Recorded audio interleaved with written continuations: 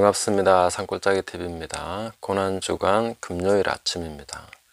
마태복음 26장 65절부터 68절 보겠습니다. 이에 대제사장이 자기 옷을 찢으며 이르되 그가 신성모독하는 말을 하였으니 어찌 더 증인을 요구하리요. 보라, 너희가 지금 이 신성모독하는 말을 들었도다. 너희 생각은 어떠하냐. 대답하여 이르되 그는 사형에 해당하니라 하고, 이에 예수의 얼굴에 침뱉으며 주먹으로 치고 어떤 사람은 손바닥으로 때리며 이르되 그리스도야, 우리에게 선지자 노릇을 하라. 너를 친 자가 누구냐 하더라. 아멘. 불의한 시대, 피상적인 시대, 사람들이 스스로가 신이 되려고 하는 시대, 재판하는 곳에 불의가 있는 그런 시대. 지금 읽은 성경 말씀이 지금하고 너무나 똑같다 하는 그런 생각을 하게 됩니다. 여기에 재판을 한다고 모여있는 사람들, 종교 지도자들이죠. 그들은 증거가 하나도 없습니다. 악에 대한 증거가 하나도 없고 오히려 예수님에 대한 그 메시아임을 확인할 수 있는 증거들로 가득하고, 그런 상황 속에서도 이들이 들먹이는 죄목이 무엇입니까? 신성모독이다, 이렇게 얘기하고 있습니다. 신성모독이라는 것은 굉장히 주관적인 판단이죠. 증거에 의한 판단이 아니라 기분 나쁘다는 거죠. 시기에서 나온 아주 불쾌한 괘씸죄, 이런 것이 적용되는 아주 주관적이고 애매모호한 그런 말인데, 거기에 모든 그 당시에 군중들도 함께 화답하면서 그는 사형에 해당한다. 자기들의 법률에도 없는 그런 사형을 선고하고, 또 전혀 정죄함이나 다른 어떤 분명한 이유도 없이 그들은 때리면서 침뱉으면서 그렇게 조롱하는 것을 볼 수 있습니다. 선지자 노릇을 하라고. 지금까지 선지자 노릇을 하셨죠. 선지자다운 면모를 보여주셨고, 모든 선한 일로서 모든 그 증거를 보여주셨는데도 불구하고 주님에 대해서 이렇게 대하고 있는 모습들을 봅니다.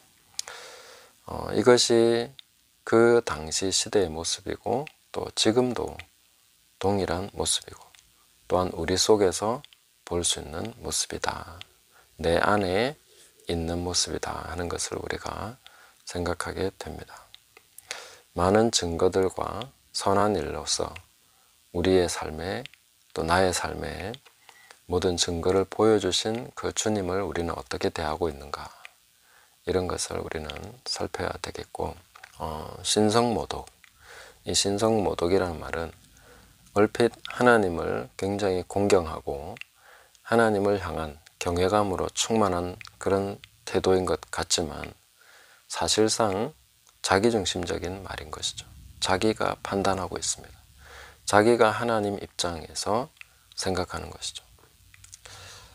우리는 우리 스스로 종종 깜짝 소스라치게 놀랄 필요가 있습니다. 왜냐하면 스스로 하나님의 자리에 처하게 되는, 나도 모르게 하나님 자리에 내가 있는 그런 경우들이 발견되는 것이기 때문입니다.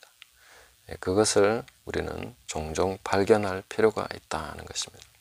왜냐하면 그거는 자기도 모르게 그렇게 되는 거기 때문에 갑자기 내가 하나님 자리에 있는 거죠. 우리 집에서 주인은 하나님이시고 우리는 다 하나님을 공경하고 섬기는데, 갑자기 제가 하나님 자리에 모든 것을 판단하는, 그리고 신성모독이라는 어떤 죄목을 뒤집어 씌우고 있는 이런 모습, 굉장히 불쾌해하면서 어떤 모습에 대해서 잘못 반응하고 있는 그런 것을 우리는 가끔은 발견할 수 있어야 됩니다. 그렇지 않다면 자기도 모르게 은연중에 그냥 그런 자리를 즐기고 있을 가능성이 있기 때문입니다. 그래서 우리가 스스로 신성모독이라는 그런 죄목을 누군가에게 씌우고 있다면, 거기에 대해서 내가 혹시 하나님 자리에 앉아있지 않는가, 저 사람이 하나님을 잘못 섬기는 것 같아, 하나님께 대해서 뭔가 잘못했어, 아이들을 보면서도 때때로 화가 나고 왜 하나님께 잘못하고 있지? 뭐 이런 식으로 판단하고 있는 내 모습. 가까운 사람을 향해서도 하나님께 뭔가 잘못하고 있는 것 같아. 근데 내가 막 기분 나빠하고 화가 나고 그런 것이죠. 이들의 모습과 전혀 다르지 않다. 예수님을 정죄하고 조롱했던 사람들. 그런 신성모독이라는 말로써 우리 자신이 하나님 자리에서 다른 사람들을 정죄할 자격이 있는가? 우리는 누구도 신성모독이라는 그런 죄를 뒤집어 씌워서는 안 된다 하는 것입니다. 왜냐하면 그것은 극히 주관적인 판단이기 때문에 하나님께서 어떻게 판단하시는지 우리는 살펴야 될 것입니다.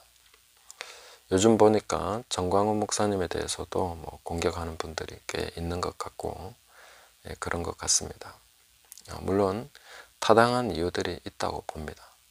그렇지만 우리가 신성모독이라는 그런 말을 하게 될 때 우리 스스로를 살피지 않는다면 이들과 똑같은 입장에 당시의 제사장들과 같은 입장에 있게 된다 하는 것을 잊지 말아야 하는 것입니다. 항상 내 눈에 들보를 먼저 보는, 먼저 우리 눈에 들보를 살피지 않고서는 밝히 볼 수 없다는 것을 늘 우리는 생각해야 되겠습니다. 그리고 이런 불의한 재판이 횡행하는 당시의 모습과 지금 현재도 똑같지 않습니까?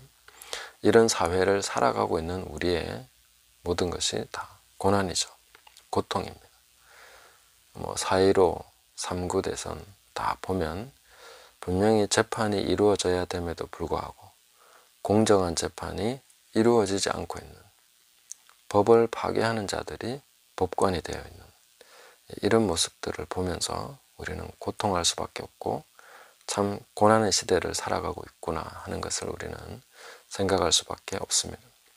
주님께서 먼저 가신 이 고난의 길을 고난주간에 생각하면서 이 시대를 살아가는 우리들도 동일한 고난 가운데 있구나 하는 것을 생각하게 됩니다. 그럴수록 우리는 더 주님을 바라봐야 되는 것이죠. 더욱더 주님을 바라보고 주님이 가신 그 길을 가야 됩니다. 우리가 잘못 선택할 가능성이 너무나 많기 때문에 우리는 예수님이 길이라는 것을 잊지 말아야 됩니다. 예수님이 길이신 거죠. 주님 가신 그 길을 우리도 가야 되는 것이지 다른 길을 선택하는 것은 바람직하지 않다. 우리가 길을 잃어버리는 것이 되는 것이다 하는 것이죠.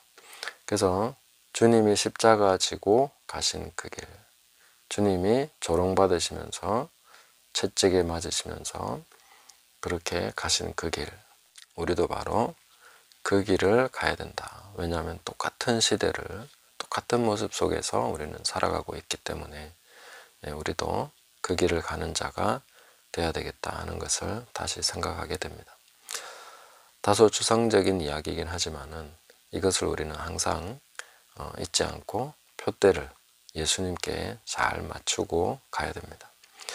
많은 정치적 투쟁도 하고 또 여러 가지 직접적인 행동들도 해야 되는 것이지만 그러나 주님을 따른다는 우리 자신의 가장 중요한 이 핵심, 중심을 놓치지 않아야만 길을 잃지 않을 수 있다 하는 것을 꼭 기억하시고 저도 마찬가지로 그렇게 가야 될 것이고 또 신성모독이라는 스스로 하나님 자리에 있으려고 하는 판단하는 자리, 재판하는 자리에 내가 있으려고 하는 그런 자리를 우리가 깜짝 놀라면서 우리 스스로를 발견하고 얼른 그 자리에서 내려와야 한다. 재판하는 자리에서 내려와서 우리가 판단받을 자로서 심판받을 자로서 항상 그 위치에 있어야 된다는 것을 꼭 기억하면서 고난받으신 주님, 우리보다 앞서가신 주님을 바라보면서 예수님이 붙잡으신 그것을 우리도 붙잡고 갈 수 있는 그런 삶이 되어야 되겠습니다. 똑같은 불의한 시대, 똑같은 그런 암흑의 시대를 우리는 살아가고 있습니다. 하나도 나아진 것이 없구나 하는 것을 생각하게 됩니다. 그렇기 때문에 우리는 더욱더 당시에 그 길을 가신 주님, 지금도 우리보다 앞서가고 계신 주님을 바라보면서 오직 주님만 붙들고 주님만 바라보시면서 나가는 그 길을 잃지 않는 그 표대를 향해서 달려가는 저와 여러분 되시기를 예수님의 이름으로 축복합니다. 감사합니다.